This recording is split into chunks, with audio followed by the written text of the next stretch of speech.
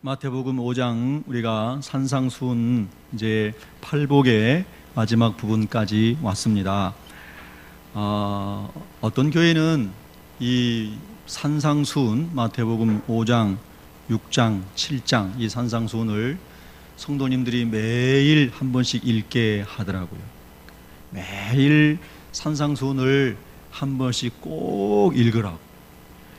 그래서 그 교회는 아주 1년 내내 365일 매일 산상수훈은 꼭 빠짐없이 읽는 그런 교회가 있는데, 제가 한번 시도해 보니까 참 좋아요.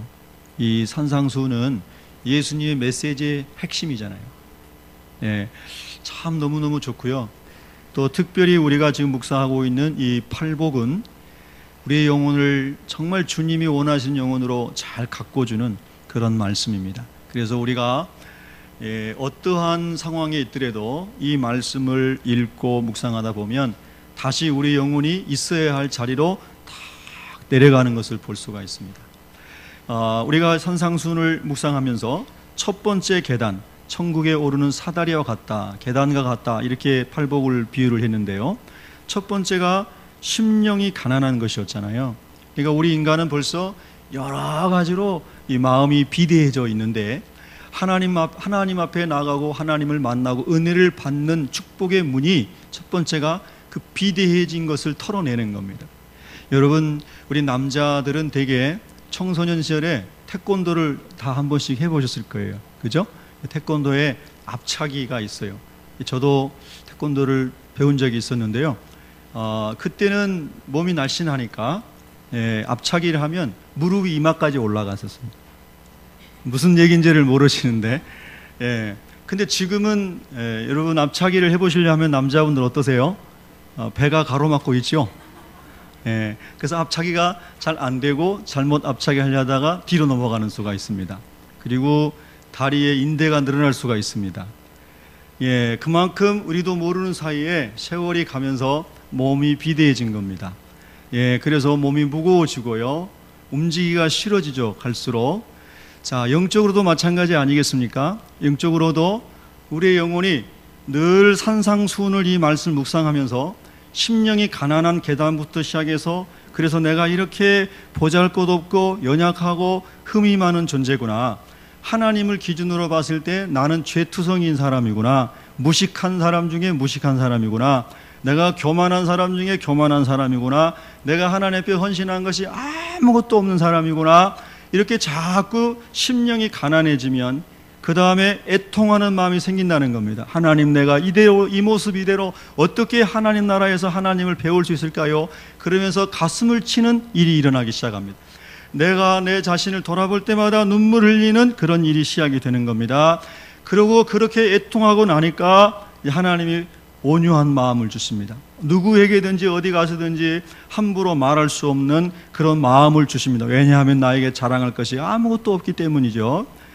그러고 나서 하나님이 하나님의 의에 줄이고 목마른 마음을 주신다고 그랬습니다. 그래서 사람들을 보면 다 긍휼히 여겨집니다.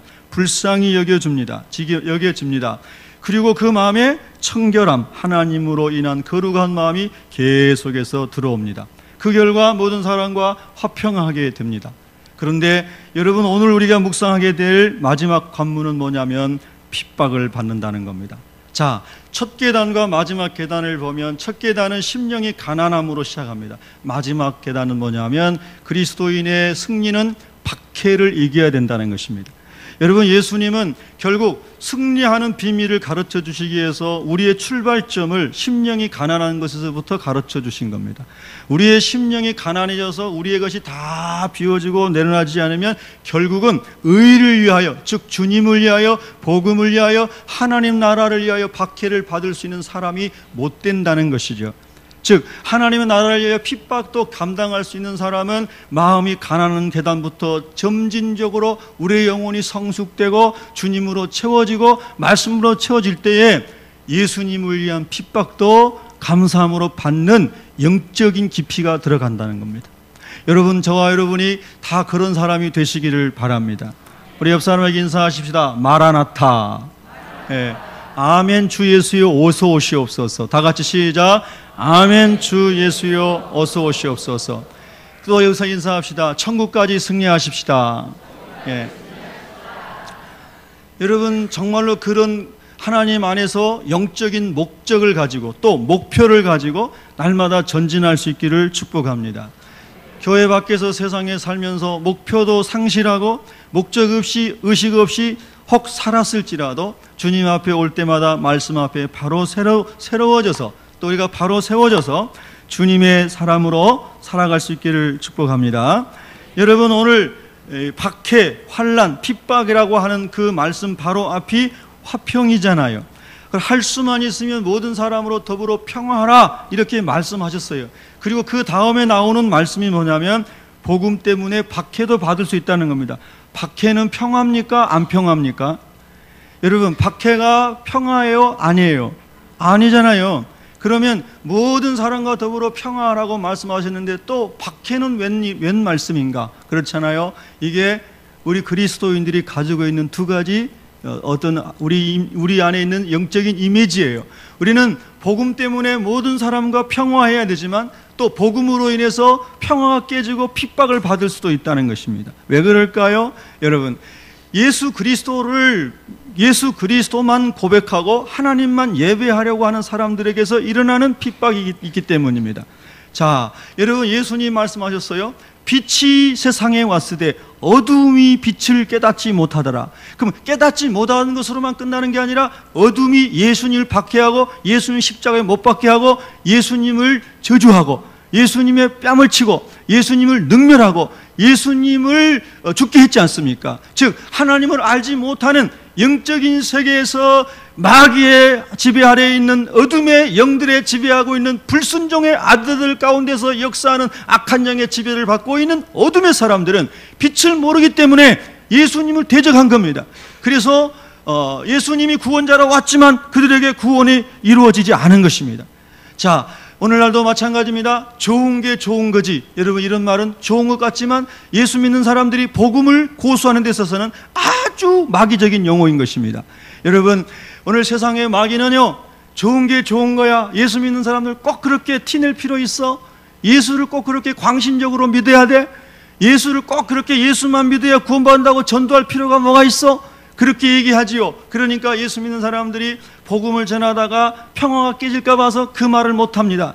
남편이 지옥 가게 돼도 남편에게 그 얘기를 못해요. 친구가 지옥 가게 돼도 친구한테도 그 얘기를 못해요. 그거는 진짜 평화가 아니에요. 그런데 그 잠깐의 평화가 깨질까 봐 여러분 어때요? 하나님이 창조주이시고 예수님이 구원자이신 것을 말 못하게 하는 거예요. 그런데 성경 오늘 뭐라고 말합니까? 우리가 선을 행하고 가난하고 불쌍하고 거와 가부를 돕고 이런 일을 한 데 있어서는 모든 사람과 우리가 평화할 수 있지만은 그러나 구원의 주님을 고백할 때에는 예수 외에는 구원의 길이 없기 때문에 예수님만을 구원자라고 전하게 되면 그러면 다른 사람들이 핍박을 합니다. 너는 광신자야.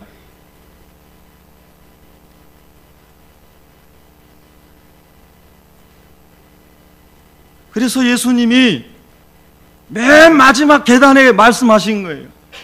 산상수훈의 맨 마지막에 그 하이라이트가 뭐냐면 너가 나를 위하여 예수를 위하여 복음을 위하여 예수가 그리스도인 것을 증거하는 것 때문에 박해를 받을 수 있느냐? 핍박을 받을 수 있느냐? 이 사람이 복이 있는데 이 사람이 하나님의 나라에 들어가서 영광과 상급이 있다고 말씀하시는 겁니다. 여러분 고난의 때가 아닌 시대에 신앙생활하고 있기 때문에 우리는 더욱 깨어 있어야 될 줄로 믿습니다. 예. 자, 오늘 성경이 박해를 핍박을 얘기합니다. 박해가 아닌 것은 이런 것입니다. 우리가 그리스도인이지만 그리스도인답게 살지 못해요. 말도 함부로 하고 남을 함부로 비판하고 거짓말도 하고 속이기도 하고 음란을 행하기도 하고 도적질도 하고 살인도 하고 악행을 하고 그런 것으로 인해서 자기 자신에게 어려운 일이 오죠. 당연히 처벌을 받게 되고 징계를 받게 되고 감옥에 갇히게 되고 비난을 당하게 되고 이런 건 핍박이 아니에요. 여러분 우리는 우리 자신이 나의 잘못된 것 때문에 받는 것, 내가 하나님의 지적을 받고 징계를 받고 사회법에 의해서 우리가 저촉이 돼가지고 벌금을 물고 감옥에 가는 거, 이건 핍박이 아니에요. 이건 우리가 잘못한 것에 대한 응당한 처벌이에요. 달게 받아야 돼요. 예수 믿는 사람이 세상법을 어겨가지고 감옥에 가는 거 달게 가야 돼요. 빽써가지고 빠져나오려고 하면 안 돼요. 감옥에 가서 기도하고 회개해서 참 사람이 되고 감옥에 있는 사람들 전도하고. 할렐루야. 예, 감옥 얼마나 좋아요. 안 가고 죄송합니다. 밥은 공짜로 주잖아요. 예, 다 재워주고. 원주 교도소에 교도소장이 제가 아는 장로님이셔가지고 거기를 한번 방문한 적이 있습니다. 근데 그 원주 교도소에 가가지고 그 죄수들, 거기 계시는 분들, 죄수라니까 좀 하여튼 죄송스럽지만 하여튼 거기 계시는 분들 방에 들어가가지고 같이 얘기도 하고 밥도 먹고 이렇게 이제 교도소장님이 안내해가지고 쭉 한번 간 적이 있습니다. 근데 그분들 중에요. 요즘에 교도소가 얼마나 좋은지, 이 밖에서는 어디 가서 뭘 배우려면 다 돈 내고, 비싼 돈 내고 다녀야 되는데요. 거기는 거기 공짜로 다 나라에서 가르쳐 주는 거예요. 영어도 가르쳐 주고, 기술도 가르쳐 주고, 건축공학도 가르쳐 주고, 뭐 설계도 가르쳐 주고, 뭐 다 가르쳐 줘요.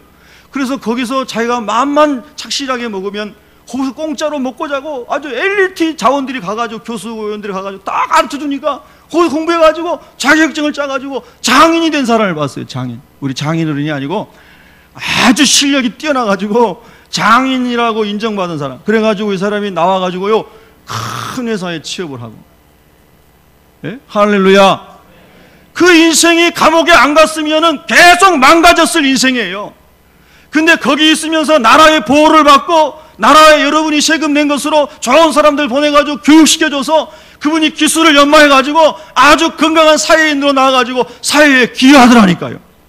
예? 할렐루야. 여러분, 우리가요, 우리의 잘못을 인하여 징계를 받고, 예? 목회자를 통하여 가르침을 받고 경책을 받고, 또 가정에서는 부모님을 통하여 교훈을 받고, 학교에서는 선생님을 통하여, 사회에서는 어른을 통하여 그렇게 견책을 받고 징계를 받을 때는 그걸 감사히 받아들여야 되는 거예요.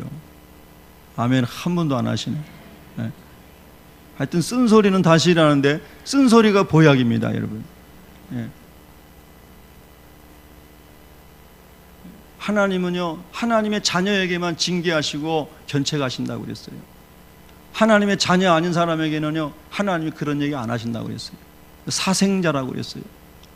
여러분, 그래서 우리 예수 믿는 사람이 내가 잘못해놓고 내가 시험 받았다, 내가 핍박 받는다, 이런 얘기 하지 말아야 돼요. 그건 핍박이 아니에요. 내 죄로 인한 대가를 받는 거예요. 여러분, 이미 아시겠지만 그러나 겸손하게 받아서 복이 되시기를 축복합니다. 베드로전서 2장 20절에 죄가 있어 매를 맞고 참으면 무슨 칭찬이 있으리요, 그렇게 말했습니다. 베드로전서 4장 15절에 누구든지 살인이나 도둑질이나 악행이나 남의 일을 막 간섭하는 것으로 고난을 받지 말아라 그랬습니다. 그건 핍박이 아니에요. 그건 자기 죄로 인하여서 받은 고난입니다. 근데 여러분, 우리는 이거를 착각할 때가 참 많아요. 내가 다 잘못해놓고 실수해놓고, 그리고 그 죄를 남에게 전가하고, 소위 물타기를 많이 하려는 죄성이 우리에게 있는 거예요. 정치인들한테 배워가지고. 정치인들이 물타기를 잘하잖아요. 그래가지고 여러분도 정말 그런 생각 좀 혹시 있으면 버리시기 바랍니다. 여당은 다 나쁘고 야당은 다 나쁘고, 여당은 다 좋고 야당은 다 좋고, 아니에요. 한 사람 한 사람을 봐야죠. 내가 이 정당을 좋아하니까 이 정당에서 하는 건 다 좋고 여기서 하는 건 다 안 좋고, 그런 게 어디 있어요. 하나님은 다 한 사람 한 사람을 살피시는데. 예? 아멘. 예. 그러니까 때가리로 여기 좋아하고 저기 좋아하고 몰려다니고, 여기 안 좋아하는 사람은 서로 안 좋아하고, 그게 다 죄예요. 하나님 앞에 가가지고 어떡하려고요, 그거를. 예? 새누리당 안에도 하나님의 사람이 있고 또 다른 당 안에도 하나님의 사람이 있는 거예요. 아멘. 한 분도 안 하시네. 예. 여러분은 다 예배당 파니까 할렐루야. 예. 그래서요, 우리 예수 믿는 사람이 자기의 잘못으로 인해서 오는 핍박과 징계와 교훈을 달게 받아야 돼요. 그거를 다른 사람을 공격하는 걸 쓰면 안 돼요.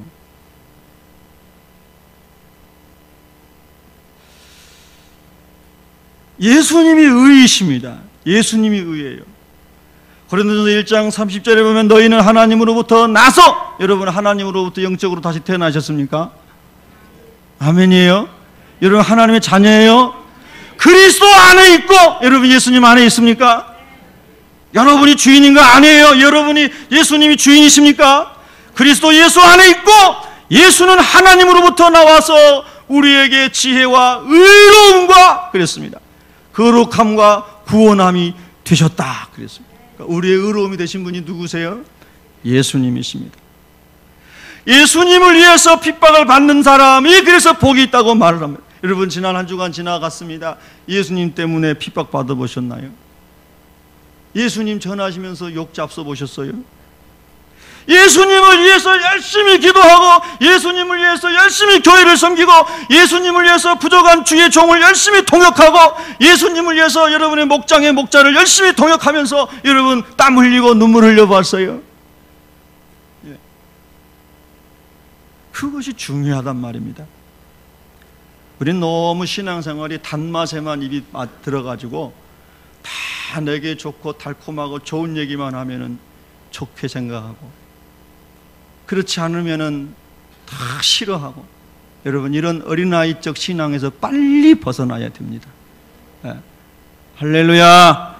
여러분에게 큰 은혜 있기를 바랍니다.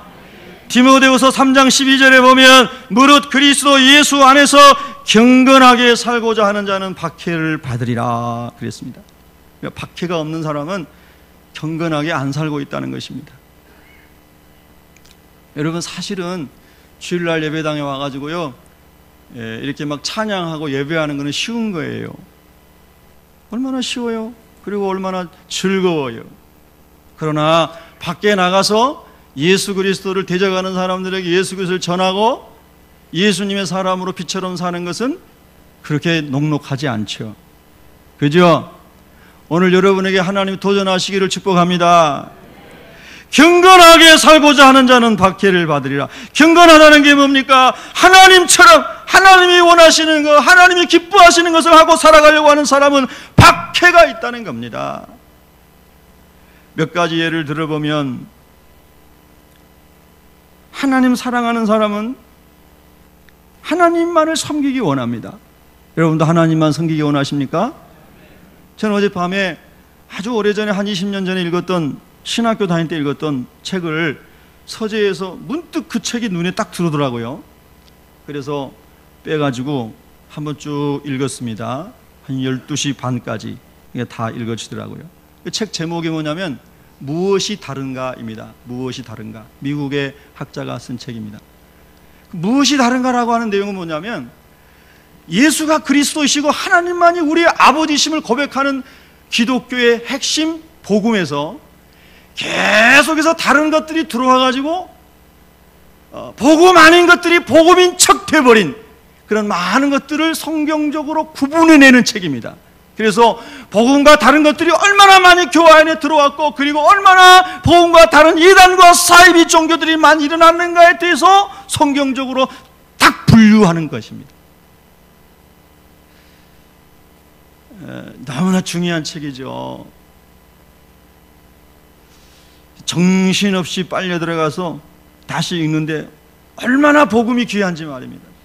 우리가 어떻게 보면 별로 귀하지 않게 생각하고 뭐 그냥 지나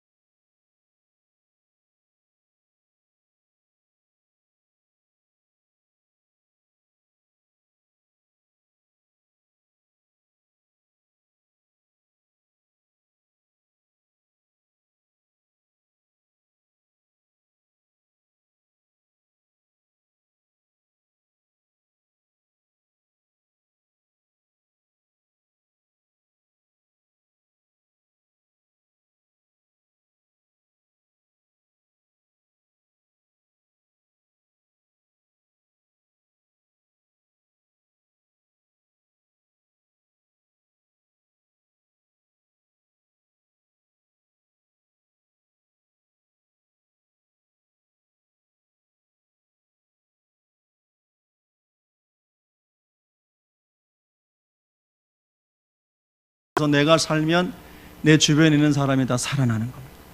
할렐루야. 여러분은 예배 잘 드리는 사람들하고 만나세요. 예배를 건방지게 드리고 예배를 아주 인본주의적으로 드리고 예배 시간에 자꾸 껌 씹고 예배 시간에 자꾸 문자 보내고 예배 시간에 자꾸 딴짓하는 사람 옆에 앉지 마세요. 그러면 은혜가 안 돼요. 우리 교회는 그런 사람이 없으니까 말하는 거예요. 할렐루야. 예. 우리 교회 그런 사람 없어요. 딱 보니까 아무도 없어요. 껌 씹는 분. 저 어느 교회 갔더니 예배 시간에 막 껌 씹고 계시더라고요. 그래서 하나님도 껌을 씹으실까 시간에. 예. 여러분요 너무 유치해 보입니까? 그러나 우리 예배하는 자세를 보시자고요. 그래서 가인이 예배를 실패하니까요 하나님의 은혜가 없으니까 마음이 딱딱하고 시기일투하고 그래서 자기 혈육인 동생을 죽였어요. 무서운 거예요, 여러분. 자, 사탄은 예배를 잘 드리는 아벨을 박해했다는 뜻입니다. 여러분이 예배를 잘 드리려고 하면 그때 반드시 또 누가 유혹을 하는 거예요. 어떤 책을 읽는데요, 어떤 장로님께서 전도를 어떤 분을 했습니다. 열심히 전도해요. 여러분인데 그 중에 하나 다른 예화를 오늘 아침에 들은 거 말고 딴 예화를 제가 이제 들어야지. 일부에 오신 분들 들은 거 말고. 어떤 안경점의 사장님을 전도하러 가셨는데 자기 교회가 한 성도 한 10,000명 정도 모이는 교회인데 많은 사람이 그 안경점 사장님을 전도하러 갔는데 한 번도 이 전도지를 받아준 적이 없다는 거예요. 그래서 웬만하면 사람이 10대 가면 전도지라도 받아줘야 될 거 아니에요. 받아서 쓰레기통에다 버릴지라도. 근데 그분은 또 너무 정직해가지고 쓰레기통에 버릴 거니까 안 받았는지도 모르겠지만, 네? 그래서 안 받는데. 그런데 그 장로님께서 하나님이 네가 이 사람을 전도해라, 그런 마음에 감동을 주셨어요. 여러분 감동 좀 잘 받으시기 바랍니다. 아멘. 감동 이상한 거 받지 말고 잘 받으시기 바랍니다. 그래가지고 장로님이 가셔가지고 뭘로 이렇게 말을 들까 하다가 당신이 안경을 쓰고 계신데 안경을 딱 이렇게 벗어가지고 제가 요즘에 안경이 좀 안 좋은 것 같은데 안경 좀 이렇게 바꾸러 왔습니다 했더니 그 사장님이 안경을 딱 보시더니 아이고 사장님 안경 더 많이 쓰셔도 되겠는데요 그러더라는 거예요. 안경점 사장님이 정직해요, 안 정직해요? 정직하잖아요. 그러니까 이분이 워낙 딱 바른 삶을 살아오셨기 때문에 다른 얘기는 뭐 요만큼도 안 들어오는 거예요. 그래요? 그래도 내가 좀 뭐 이렇게 좀 불편하다 그래가지고 그러면은 알만 더 쓰셔도 되는데 사장님 그러시니까 안경 알만 그럼 바꾸시죠. 그래갖고 안경 알만 바꾸고 왔답니다. 그리고 한마디도 못했어요. 그래 집에 가가지고 아내가 권사님인데 얘기를 하죠. 여보 이제 당신 안경을 바르러 갑시다. 그래 이제 권사님 모시고 가가지고 권사님도 가가지고 내가 이렇게 안경이 좀 이래가지고 저랬더니 또 보시더니 이 안경 오래 더 쓰셔도 되겠는데요 그러더라는 거예요. 그래서 또 거기서도 말을 지혜롭게 잘해가지고 또 안경 알만 딱 바꿔갖고 왔답니다. 그런 식으로 계속해서 그 길을 가가지고 그분에게 복음을 전하게 됐는데요. 거두절미하고. 그래서 그분이 제가 그러면 우리 장모님이라는 신문도 바뀌어져 장모님 다니시는 교회 이제 나가겠습니다. 그래 했는데 그분 딱 그러더라는 거예요. 근데요 이번 주일은요 제가 골프 약속이 있습니다. 한번 따라합시다. 골프 약속이 있습니다. 여러분 골프 못 치더라도 이번 주는 딱 오래전부터 약속해 놓은 꼭 그렇게 얘기하는 거예요. 오래전부터 꼭 약속해 놓은 골프 약속이 있기 때문에 이번 주만 꼭 못 가고 다음 주부터 가겠습니다. 여러분 이게 사탄의 전략인 거예요. 다음 주에 꼭 올 것 같죠? 그런 사람 치고 다음 주에 거의 안 옵니다. 그래서 장로님이 다 영적으로 이게 아닌데 그래가지고 아니라고 다 하나님이 강한 담대한 마음을 주셔가지고 이번 주에 꼭 오십니다. 선물도 그동안에 막 선물도 많이 하고 많이 했죠. 그래가지고요 그 주일날 교회로 오셨는데 그 이후로 쫙 교회를 나왔다는 거예요. 네? 할렐루야. 여러분 마귀가요 얼마나 우리가 하나님 예배하는 거 싫어하는지 모릅니다. 마귀가. 네?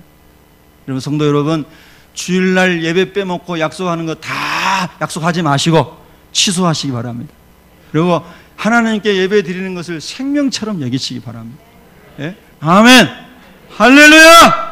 자 그러면요 우리가 좀 더 말씀 묵상해 보면 또 하나요 경건하게 살고자 하는 자는 핍박받는데 여러분 요셉은요 보디발의 집에 있으면서 아주 참 성실하게 신실하게 거룩하게 자기의 삶을 하나님께 드렸습니다.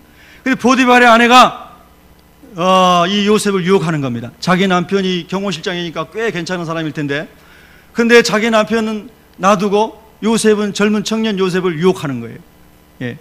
그래서 요셉이 그 유혹을 받고 하나님 앞에 내가 어떻게 득지하리까? 내가 하나님 앞에서 어떻게 이 거룩한 삶을 포기할 수 있습니까? 그러면서요, 그 요셉이 단호하게 물리치는 거예요. 예? 한번 따라합시다. 단호하게. 예. 단호하게 물리쳤어요. 여러분요, 여름에는 특별히 여러분이 옷가짐도 이렇게 단정하게 하시고 은혜스럽게 늘 잘 가꾸시기를 축복합니다. 예? 아멘. 그래 요셉이 단호하게 거룩함을 지키기 위해서 물리쳤더니 그 결과가 뭐예요? 감옥에 가게 됐습니다. 하나님의 말씀대로 깨끗하게 살려고 하다가 감옥에 간 거예요. 그런데 하나님의 섭리는 놀라워서 감옥에 가 있는 요셉을 훈련시켜서 애굽의 고위 관료들이 감옥에 들어와가지고 애굽의 정치와 경제와 역사와 이런 것들을 다 얘기하는데 요셉이 거기서 감옥 속에서 다 듣고 배우고 해가지고 관리가 될 준비를 하게 하신 분이 하나님. 할렐루야. 그래서 요셉은요 거기서 훈련 다 받아가지고 총리 된 겁니다. 경건하게 살려고 했더니 박해가 왔는데 그 박해로 요셉이 죽은 게 아니고 하나님의 섭리 가운데 높이 들렸다는 것입니다. 여러분, 하나님의 말씀을 잘 지키고자 하면 박해가 있는데 그 박해의 결론은 상급이고 영광인 것을 믿으시기 바랍니다. 자, 하나님의 박해를, 핍박을 허락하실까요? 욥기 1장에 보면은 욥이 참으로 하나님을 경외하고 정직하고 온전하고 악에서 떠난 자였는데 사단이 와가지고 하나님이 울타리를 다 둘러주시고 복을 주시니까 그런 것이지, 그거 다 걷어가면 욥이 하나님을 욕하고 떠날 것입니다. 그러니까 하나님께서 아니다! 내 아들 욥은 그런 사람이 아니다! 목숨만 건들지 말고 네가 마음대로 한번 핍박을 해봐라! 박해를 해봐라! 그러니까 10 자녀와 아내가 자기를 저저 떠나고 10 자녀는 죽임을 당하고 수많은 가축대들 다 몰살하고 종들도 다 몰살하고, 그리고 자기 자신은 욕창에 걸려가지고 날마다 견딜 수 없어서 죽다 못해 살고 있는, 어찌하여 우리 어머니가 나를 잉태하여 나를 이렇게 고통 가운데 있나, 말할 수 없는 탄식을 내뱉으면서도 하나님을 저주하거나 욕하지 않습니다. 자, 그 본문에서 보면 하나님께서는 진정한 신앙의 사람, 고난을 당해도 하나님을 버리지 않는 사람이 있음을 보여주기 위해서 욥에게 시련을 허락하신 것입니다. 여러분, 혹시 시련이 찾아오셨습니까? 알곡과 쭉종이를 거르기 위한 하나님의 연단이에요. 내가 하나님 안에서 믿음이 견고하게 세워진 사람은요, 어떠한 시련과 환난이 와도 주님 앞에 서 있는 거예요. 내 기도자를 지키고 예배자를 지키고 내 직분을 지키고 하나님의 일을 감당한다, 이 말이에요. 그런데 돌짝밭 같은 믿음이 있는 사람, 뿌리가 깊지 않은 사람, 가시밭같이 염려와 걱정이 많은 사람, 불신앙 가운데 있는 사람, 그런 사람은요 다 넘어지게 되어 있습니다. 여러분, 오늘 하나님께서 여러분에게 욥에게 주셨던 은혜도 주시기를 바랍니다. 서양 속담에 이런 말이 있습니다. 흐르는 시냇물에서 돌들을 치워버리면 시내는 노래를 잃어버린다. 돌멩이가 있기 때문에 물이 흘러가면서 졸졸졸졸졸졸졸 시냇물 소리가 노래처럼 흐른다는 것입니다. 우리 인생에 파도가 있으므로 여러분이 그 파도를 타고 노래하며 하나님의 승리를, 영광을 누리시기를 축복합니다. 할렐루야! 파도 속에 침몰하는 사람이 아니라 파도를 타고 윈드서핑을 하시기 바랍니다. 모든 인생에 파도가 밀려옵니다. 고난의 파도, 핍박의 파도, 박해의 파도가 밀려오죠. 시편 119편 67편에 보면 고난당하기 전에는 내가 그릇 행하였더니 이제는 주의 말씀을 지키나이다. 고난당한 것이 내게 유익이라. 이로 말미암아 내가 주의 율례들을 배우게 되었나이다. 배가 부를 때에는, 살이 점점 쪄갈 때에는 내가 어떻게 살이 쪄간지도 모르고 우둔하고 비둔하고 눈이 멀고 귀가 먹고 입이 벙어리 된 사람이 영적으로 되었습니다. 그런데 고난을 당하고 나니까 내 귀가 먹어서 하나님 말씀이 안 들렸구나. 내 마음이 굳어져서 내 마음이 딱딱해서 눈물도 없고 애통함도 없고 가슴을 치는 회개도 없었구나 하면서 깨달으면서 주의 말씀 붙잡고 통곡하게 되고 영혼이 살아나게 되고 눈이 떠지게 되고 귀가 열리게 되고 믿음의 입술이 열리게 된다는 거예요. 여러분에게 찾아온 의를 인하여 온 그런 박해가 여러분의 영혼을 더 깨울 수 있기를 축복합니다. 요한복음 15장 19절에 너희가 세상에 속하였으면 세상이 자기의 것을 사랑할 것이나 우리가 세상 사람들처럼 술도 마시고 죄도 짓고 마음대로 그들과 타협하고 살아가면 세상 사람들이 어이구 좋아, 어이구 좋아. 야, 그래, 예수는 그렇게 믿어야 돼. 뭐 그렇게 광신적으로 믿어? 에? 적당히 술도 마시고 적당히 노름도 하고 적당히 좋은 거 하고 그렇게 사는 거야. 다 그런 거지 뭐. 세상이, 너희가 세상에 속하였으면 세상이 자기의 것을 사랑한다는 거예요. 세상이 그렇게 살아가는 그리스도인을 좋아한다는 거예요. 그러나 너희는 세상에 속한 자가 아니요, 도리어 내가 너희를 세상에서 택하였기 때문에, 할렐루야, 너희를 세상에서 건져냈기 때문에, 내가 너희를 세상에서 건져냈기 때문에 세상이 너희를 미워하느니라. 아멘. 우리가 세상과 다른 삶을 살려고 하기 때문에 세상이 그리스도인들을 미워한다는 겁니다. 타협하는 사람에게는 핍박이 없습니다. 적당히 타협하고 살아가니까 유도리 있는 사람으로 보입니다. 좋은 성품이 있는 사람으로 보이죠. 그렇지 않습니다. 복음에는 타협이 없습니다. 그거는 지옥이냐 천국이냐의 길을, 영원한 것을 결정하는 것입니다. 세상에서는요, 타협하는 성도들을 보면 쌍수를 들어서 환영합니다. 그러나 이런 사람들을 통해서는 하나님의 역사가 절대로 나타나지 않습니다.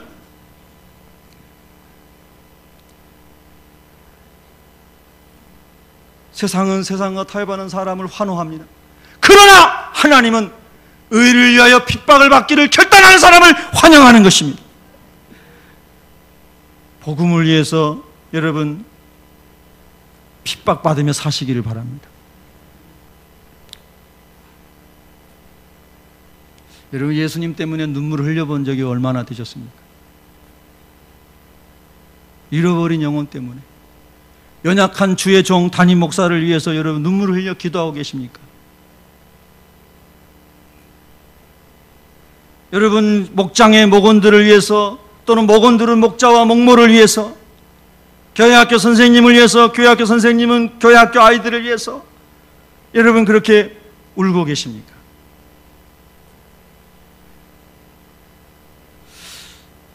얼마 전에 교회에 와서 저녁에 기도를 하다가 우리 어떤 성도님 밤늦게 12시쯤 돼갖고 만났습니다. 근데 목사님, 좋은 일이 있어가지고 목사님께 나누고 싶습니다. 다른 사람에게는 아무도 얘기 안 했습니다. 저도 이래서 익명으로 간청하겠습니다.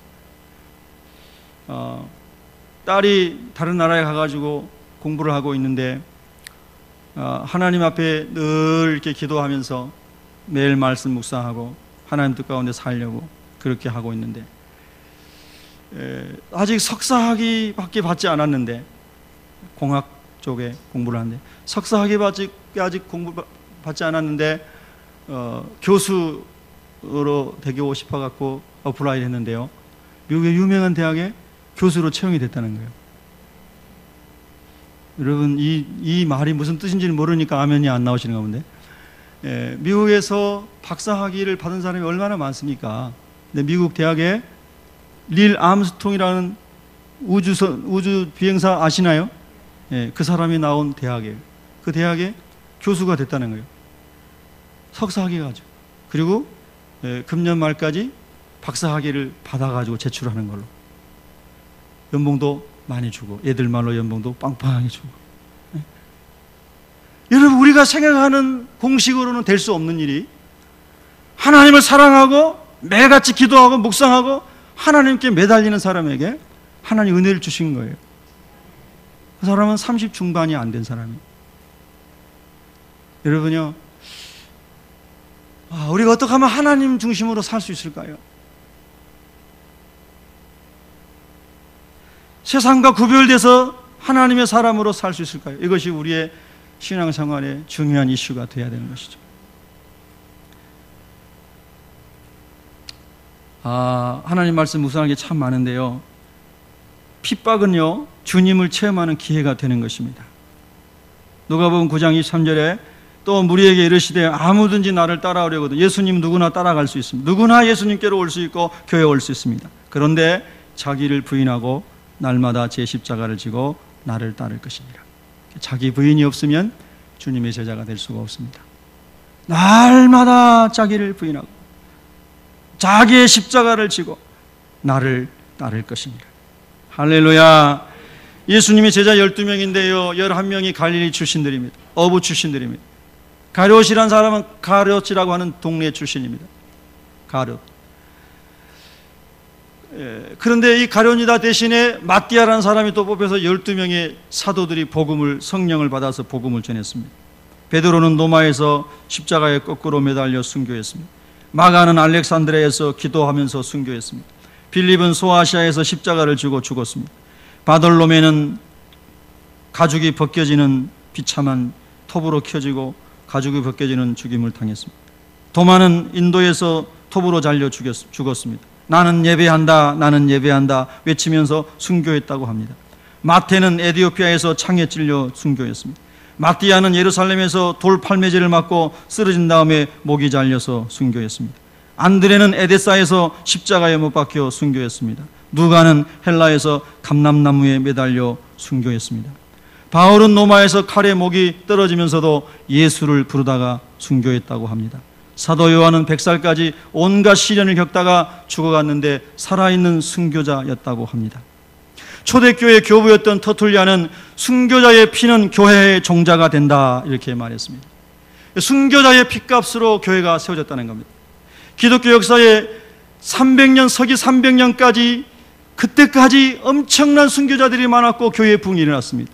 그러나 4세기에 들어와서 콘스탄틴이 기독교를 국교하고 자유롭게 하고 그전 황제들이 빼앗았던 재산을 다 그리스도인들에게 다시 돌려주고 그렇게 했습니다. 지하에 있던 신자들이 카타콤에서 올라와가지고 예배당을 짓고 막 직분을 멋지게 만들고 그리고 화려하게 교회를 장식하고 그러면서 교회는 다 무너지기 시작했습니다.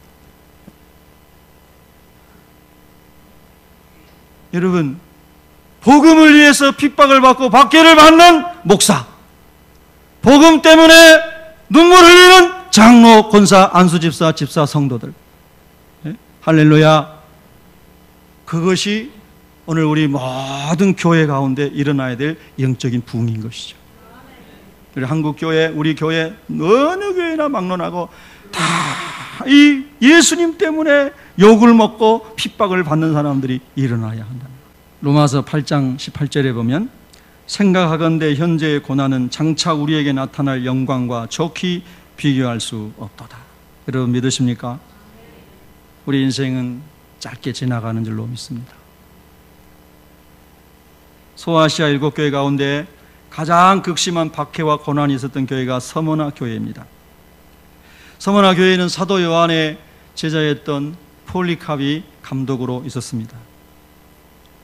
그리고 서머나 교회에 보낸 편지에 요한계시록 2장 10절에 내가 죽도록 충성하라 그래야 하면 생명의 면류관을 내게 주리라 했습니다. 즉 다른 말로 하면 서머나 교회를 지키기 위해서는, 서머나 교회 성도들이 영적으로 살아있기 위해서는 순교를 각오해야만 되는 상황이 거기에 있었다라고 하는 것입니다.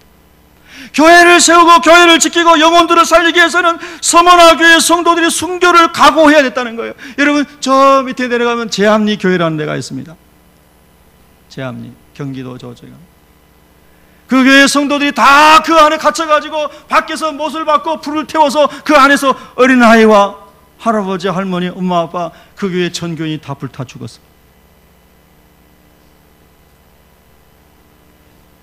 그리고 믿음을 지켰어요. 서머나 교회가 그런 영적인 어려움 가운데 있어서 내가 죽도록 순교할 때까지 예수 그리스도의 복음을 붙잡아라. 네? 할렐루야. 여러분, 우리 한국교회도 살아나려면 이런 영적인 부흥이 와야 됩니다. 우리 새벽교회도 하나님이 능력 있게 쓰시려면 이런 사람들이 여러분 다 되어야 됩니다. 목사도 그런 목사가 되어야 되고 여러분도 그런 사람이 되시기를 축복합니다. 네? 하나님, 내가 우리 새벽교회를 위해서 눈물을 흘려 기도하겠습니다. 연약하고 부족한 우리 담임 목사님을 위해서 제가 금식도 하고 열심히 헌신하고 동역자가 되어드려서 목사님 부족한 부분을 채워드리겠습니다. 우리 성도님 부족한 부분을 채워드리겠습니다. 우리 목장의 목자님, 목모님 부족한 부분을 채워드리겠습니다. 할렐루야. 내가 죽도록 충성하라. 조금만 내 마음에 안 맞고 단맛이 떨어지면 마음이 돌아서는 그런 사람들 말, 정말 하나님의 은혜로 우리의 영혼을 간수하고 마음을 잘 지켜서 주님께 쓰임받아야 될 줄로 믿습니다. 역사가 필립 샤프는 폴리캅의 최후 장면을 책에 이렇게 기술했습니다. 처형자들은 그를 채찍으로 몹시 때렸으며 마침내 불태웠다. 신체는 극히 내부에 있는 내장까지 환하게 드러났다. 처형자들은 미처 타지 못했던 신체를 창 끝에 걸어놓고 야수의 밥에 던져버리고 말았다. 그러나 그가 화형에 처해지기 직전에 네가 만일 로마의 시절을 숭배하고 예수 그리스도를 부인하면 지금까지의 이 박해를 그만두고 특별히 대우하겠다는 제안 앞에 그는 이렇게 말했다. 86년간 나를 해침이 없이 나에게 성실하셨던 나의 왕, 나의 주님 예수님을 지금 부인할 수가 있겠는가? 나는 예수님을 사랑한다.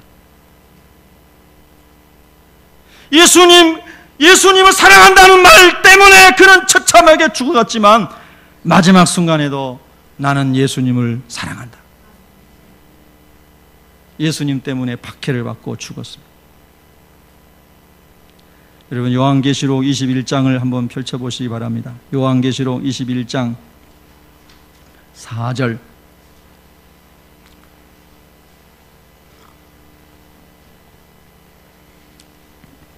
요한계시록 21장 1절부터 4절까지 합독하겠습니다. 시작. 또 내가 새 하늘과 새 땅을 보니 처음 하늘과 처음 땅이 없어졌고 바다도 다시 있지 않더라. 또 내가 보매 거룩한 성 새 예루살렘이 하늘에서 내려오니 그 준비한 것이 신부가 남편을 위하여 단장한 것 같더라.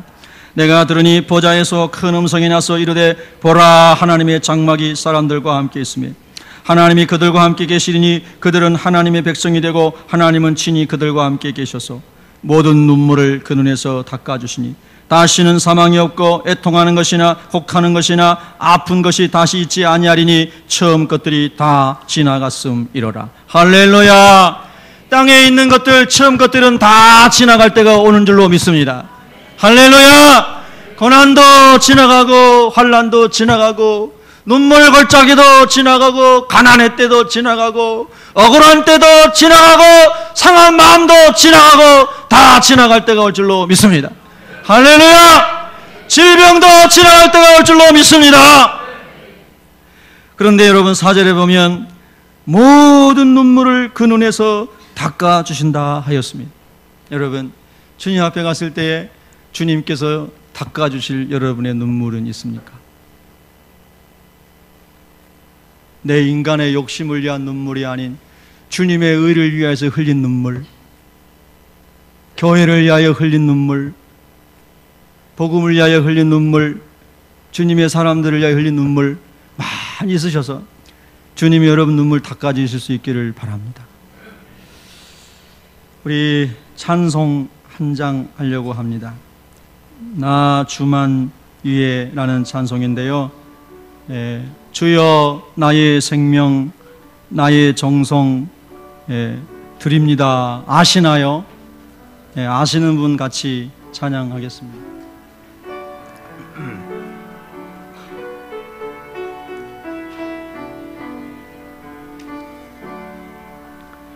주여 나의 정성 나의 생명 드립니다.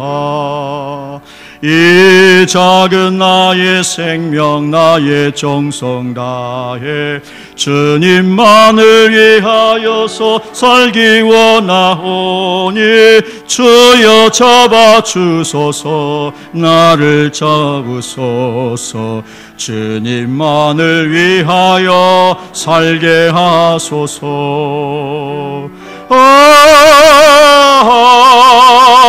불같은 성령으로 충만케 하옵소서. 환난이 와도 핍박이 와도 내 주만 위해 내가 살리라. 우리 함께 기도하기를 원합니다.